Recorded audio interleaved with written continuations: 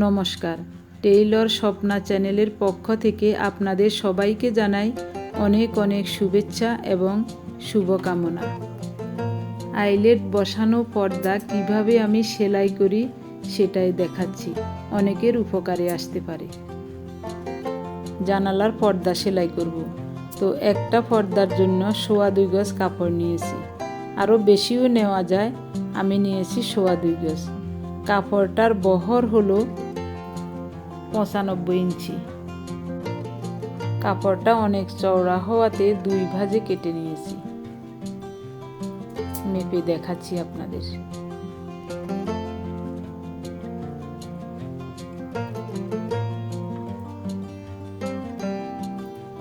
দুই ভাঁজে আছে 47.5। এই দেখুন 47.5, তার মানে 95 ইঞ্চি। তো এখন আমি বক্রমটাও নিতে হবে 95 ইঞ্চি। 47.5-এর মাথায় একটা দাগ দিয়ে দিলাম, ডাবল করে নিয়ে নেব।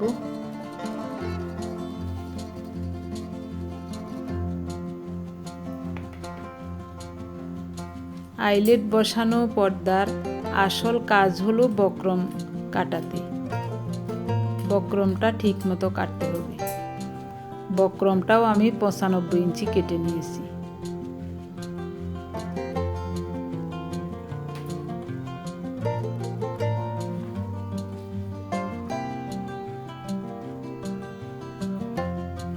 আবার দেখাই আপনাদের, সমান আছে কিনা দেখুন।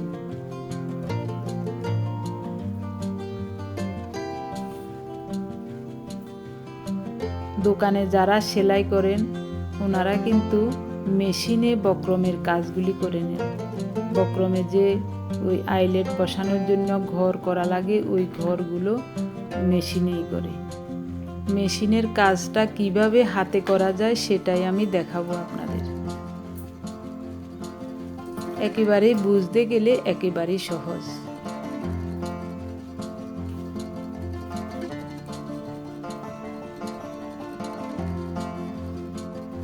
পৌনে 2 ইঞ্চির মাথায় একটা দাগ দিলাম।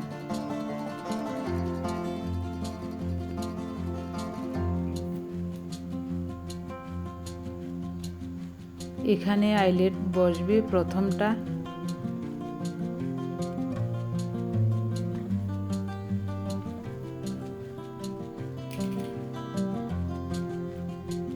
এবার আমাকে আরেকটা কাজ করতে হবে। এদিকে 1 ইঞ্চি, ওদিকে 1 ইঞ্চি, দুই দিকে 2 ইঞ্চি পরিমাণ বক্রম বাদ দিয়ে দাগ কেটে নেব। তাহলে আইলেট ঠিক মাঝখান বরাবর বসবে। না হয় কোনোটা উপরে কোনোটা একটু নিচে হয়ে যাবে, কুচিগুলো সুন্দর মতো পড়বে না, পর্দাটাই নষ্ট হয়ে যাবে।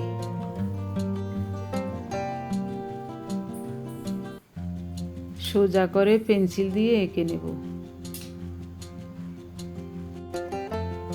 যেসব পর্দার কাপড় 42 বা 43 ইঞ্চি চওড়া, ওগুলাতে 4টা করে কুচি পড়ে, আর এখানে আছে 95 ইঞ্চি চওড়া, তো আমি 8টা কুচি দেব। অনেক বহর পর্দাটার, তো ওভাবে আমি 8টা করে কুচি দেব। তাই ওই হিসাবে আমাকে ভাগ করে নিতে হবে, যেন সমানভাবে কুচিগুলি পড়ে।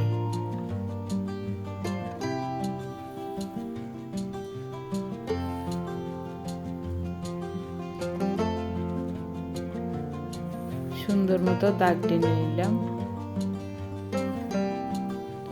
এবার ঠিক মাঝখান বরাবর আইলেট বসানোর দাগ দিয়ে নেব। এই মাঝখান, এখান থেকে 6.25 ইঞ্চি নেব। 6.25।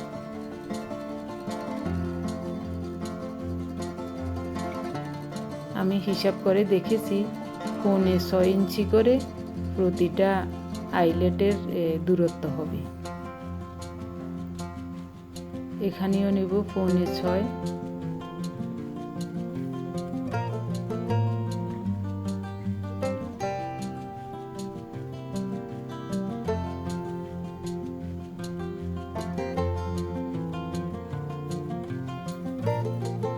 তো এখানে 8টা কুচি হবে, 16টা আইলেট বসবে।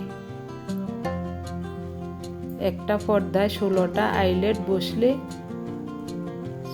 8টা কুচি হবে। এরকম করে আইলেটগুলি বসাবো।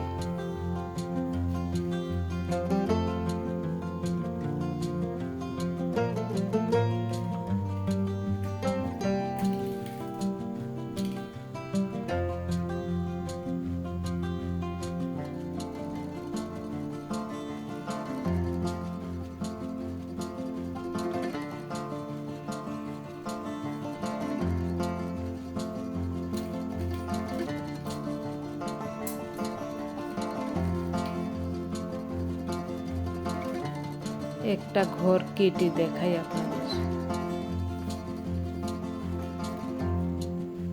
সমান করে বক্রমটা ভাঁজ করে নিলাম। এরপরে দাগ অনুযায়ী কাটবো। দাগের থেকে একটু বাইরে কাটবো। যেহেতু ভিতরে দাগটা দিয়েছি, তাই 1 সুতা বাইরে দিয়ে ঘুরিয়ে কেটে নেব।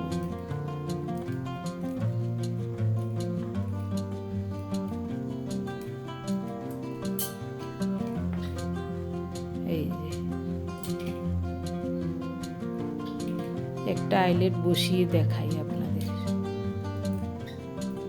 ঘোড়াটা ঠিক আছে কিনা।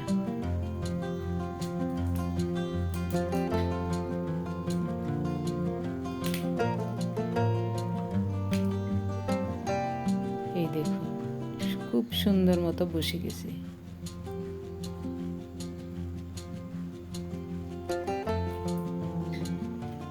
এরকম করে সবগুলো ঘর কেটে নেব।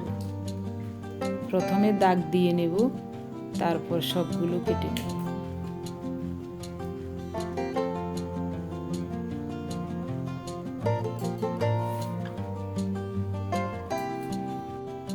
একটু ধৈর্য ধরে 14 মিনিটের ভিডিওটা দেখুন, সারা জীবন মনে থাকবে। আর পর্দা সেলাই করার জন্য বাইরে যেতে হবে না। এই দেখুন, আরেকটা ঘর কেটে নিলাম কত সহজে।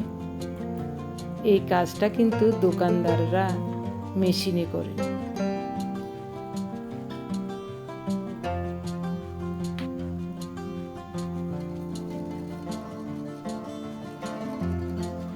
বক্রমটাতে 16টা ঘর কেটে নিয়েছি সমানভাবে। এখন সেলাই করছি।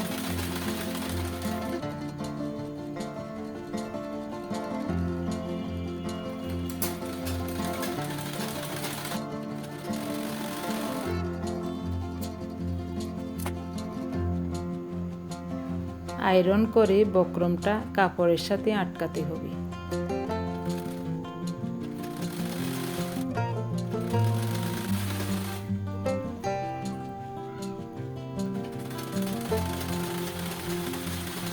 অর্ধেক সেলাই করে আবার এদিক থেকে সেলাই করছি, যেন কাপড় কম বেশি না হয়।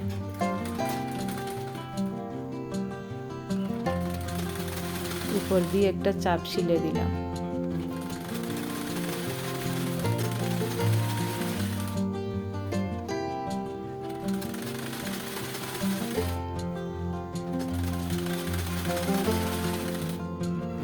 মেশিনটা 32 বছর আগের পুরানো মেশিন। 32 বছর পর্যন্ত এই মেশিনে অনেক কাজ করেছি। পর্দাটা সেলাই করে নিলাম, এখন আয়রন করে নিচ্ছি।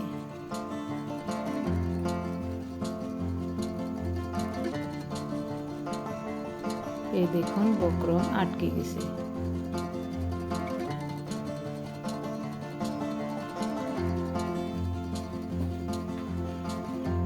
সুন্দরভাবে আয়রন করে নিয়ে আসলাম। এই দেখুন,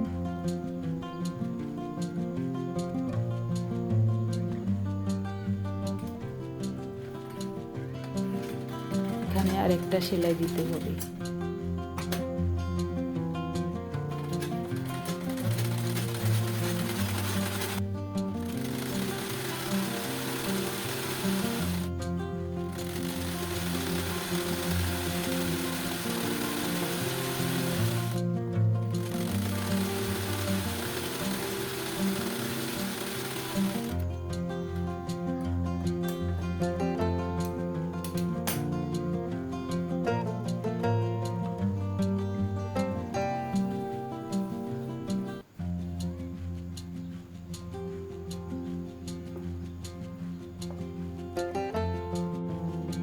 নিচের অংশটাও এভাবে সেলাই করে নিচ্ছি।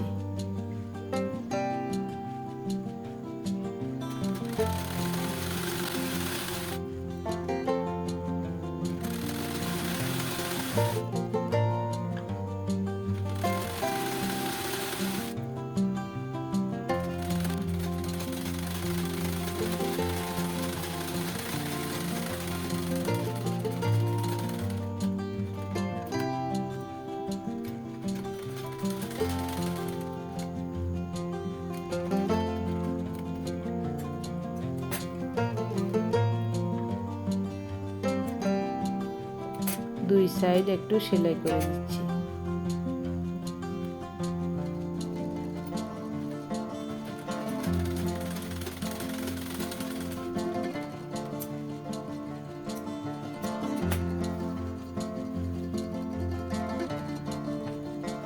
পর্দা সেলাই শেষ। এখন আইলেট বসানোর জন্য মাঝখানের কাপড়টা কেটে ফেলে দিচ্ছি।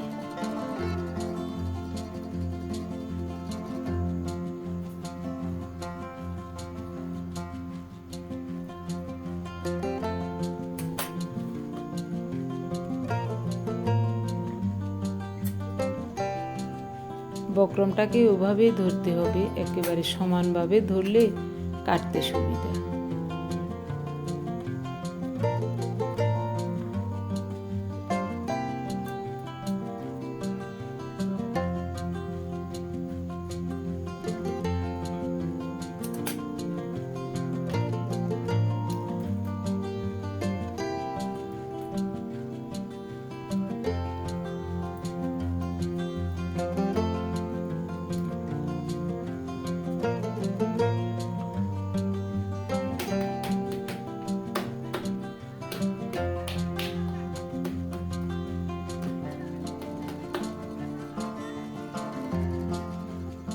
খুব সুন্দর মতো লেগে গেল।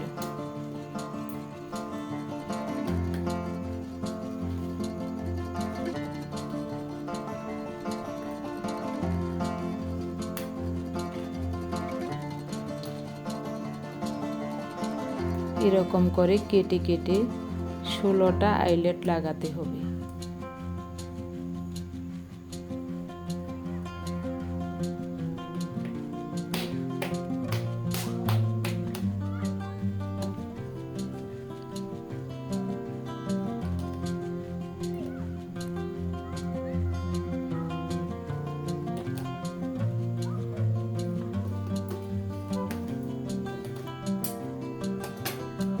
সবগুলো লাগিয়ে নিলাম। এই দেখুন,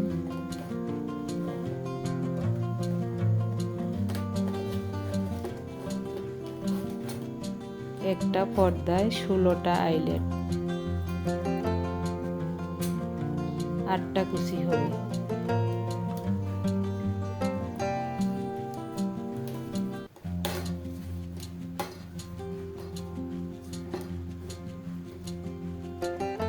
এভাবে লাগালে হবে না, এইভাবে লাগাতে, এইভাবে করে।